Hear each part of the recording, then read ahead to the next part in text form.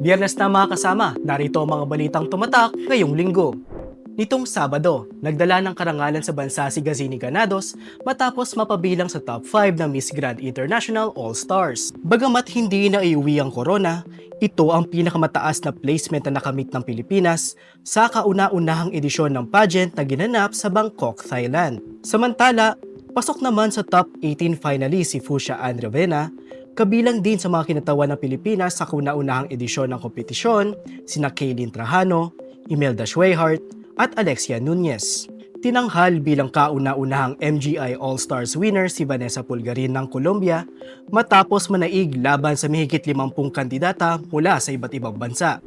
Nitong araw ng linggo, formal nang isinara ang Palarong Pambansa 2026 sa Agusan del Sur na itinampok bilang isa sa pinakamatagumpay na edisyon ng palaro na dinaluhan ng mahigit 16,000 na delegadong atleta.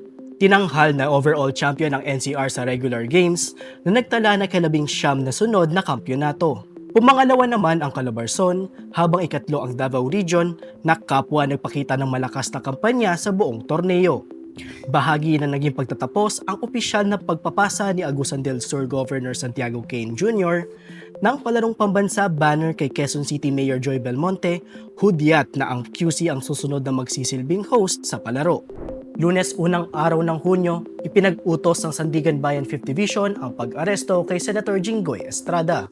Ito'y kasunod ng kinakaharap niyang kasong graft at plunder kaugnay sa pagkakasangkot sa maanumalyang flood control projects. Bago pa man maaresto, iginiit ni Estrada sa kanyang presscon na isa umanong malaking kalokohan ang pag-aresto sa kanya at handa siyang patunayan na walang batayan ang mga paratang laban sa kanya.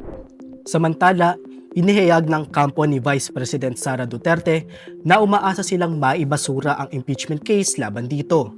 Ito'y matapos silang isumite ang formal na sagot ni VP Sara sa Articles of Impeachment na inihain laban sa kanya ng Kamara. Sa ibang balita, matagumpay na naikasa ang Ligtas Eskwela Back to School project ng RMN Foundation, IFM 93.9 Manila at DZXL News Manila katuwang iba pa na ginanap sa Tagalog Elementary School sa Valenzuela. Kabilang sa mga aktibidad na bahagi ng proyekto ang classroom repainting, storytelling, at pamamahagi ng hygiene kits na inihanda para sa mga estudyante. Nitong Martes, hinamon ng Minority Bloc si Senate President Alan Peter Cayetano na magbitiw sa pwesto. Senate President Alan Peter Cayetano should resign. Ayon sa minorya, inabandona umano ni Cayetano ang kanyang pananagutan, pinabayaan ang tungkulin, at nilabag ang mga tuntunin ng Senado. Samantala, tahasang sinabi ni SP Cayetano sa kanyang Facebook Live na ang hindi pagdalo ng majority block sa sesyon nitong Lunes at Martes ay isang parliamentary tool para matuloy ang pagdinig ng Senate Blue Ribbon Committee.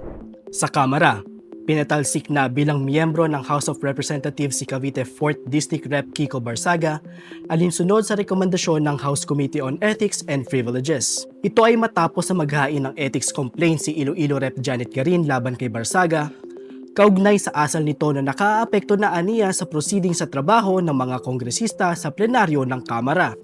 265 ang mga kongresista na bumotong pabor sa expulsion kay Barsaga, habang 14 ang kumontra at 8 ang nag-abstain. Samantala, pinangalanan ni DPWH Engineer John Carlo Rivera sa pagdinig ng Sandigan Bayan sa kasong malversation ni na dating Senador Bong Revilla at iba pang mga akusado ang mga kontraktor na umano'y nagbibigay ng commitment o cash in advance upang masiguro ang pagkuha ng mga flood control projects sa Pandi, Bulacan mula 2022 hanggang 2025. Kabilang dito ang JB Construction, AAA Construction, Top Notch, Lourdes Construction, IM Construction at iba pa na hindi umano maalala ni Rivera dahil ang mga nabanggit na kontraktor lang umano ang palagi nagpapadala ng pera na aabot sa 10 milyong piso pataas. Miyerkules, nahalal at nanumpa si Senator Sherwin Gatchalian bilang bagong Senate President pro tempore matapos na magmosyon ng quorum para ibakante ang mga posisyon ng chairpersons ng bawat komite. Nakamit ang quorum sa Senado matapos na dumating si Senator Tris Escudero sa sesyon na indikasyon na lumipat na ito sa kabilang grupo. Samantala, iginiit naman ni Senator Alan Peter Cayetano na iligal umano ang naging aksyon ng new majority bloc. Samantala, ibinasura naman ng Sandigan Bayan 7th Division ang hirit ni dating House Speaker Martin Romualdez na bawiin ang precautionary hold departure order laban sa kanya. Sa ibang balita, ibinasura naman ng Sandigan Bayan 7th Division ang hirit ni dating House Speaker Martin Romualdez na bawiin ang precautionary hold departure order laban sa kanya. Ayon sa Anti-Graft Court, bigo si Romualdez na patunayang kailangan niyang mag-abroad para magpa-check up. Araw ng Huwebes, inanunsyo ni Acting Senate President Sherwin Gatchalian na walang mangyayaring hearing batay sa sinabi ni Blue Ribbon Chair Erwin Tulfo. Ngunit muling sumiklab ang tensyon sa Senado nang ipagpatuloy pa rin ng Blue Ribbon Committee sa ilalim ni SP Cayetano Block ang sesyon, kasabay ang pagdalo ng 18 nagpakilalang ex-Marines kasama ang kanilang abogado na si Attorney Levi Baligod at si Attorney Rui Rondain na legal counsel naman ni Zaldico. Samantala, pinangalanan din ng 18 ex-Marines ang mga umano'y nahatira ng mali-maletang kickback sa flood control projects, kabilang sina House Speaker Martin Romualdez, Pangulong Bongbong Marcos, Senator Tito Soto at Congresswoman Laila De Lima. Ayon naman sa NBI, inalukan umano ang mga nagpakilalang dating marino ng tig 5 million pesos upang magsagawa ng mga preskon at tumistigo sa Senado. Pinadalhan ng subpina ng NBI si dating Representative Mike Defensor dahil sa mga alegasyong naglabas ito ng pera sa 18 ex-Marines para magsalita sa flood control scam. Sa ibang balita, inilabas ng PNP ang mugshots ni na Senator Jinggoy Estrada, dating DPWH Secretary Manuel Bonoan at 3 iba pang akusado. Habang ipinagpaliban ng Sandigan Bayan 5th Division ang arraignment hearing, para sa kasong plunder at graft kaugnay ng flood control scandal na kanilang kinasasangkutan. Ngayong Biyernes, inaprubahan na ng Sandigan Bayan 5th Division ang mosyon ni dating DPWH Secretary Manuel Bonoan na isailalim siya sa hospital arrest dahil sa katandaan at sa umano'y life-threatening medical condition habang gumugulong ang kasong plunder laban sa kanya. Pinayagan din si Bonoan na ma-confine sa Philippine National Police General Hospital sa Camp Crame sa Quezon City.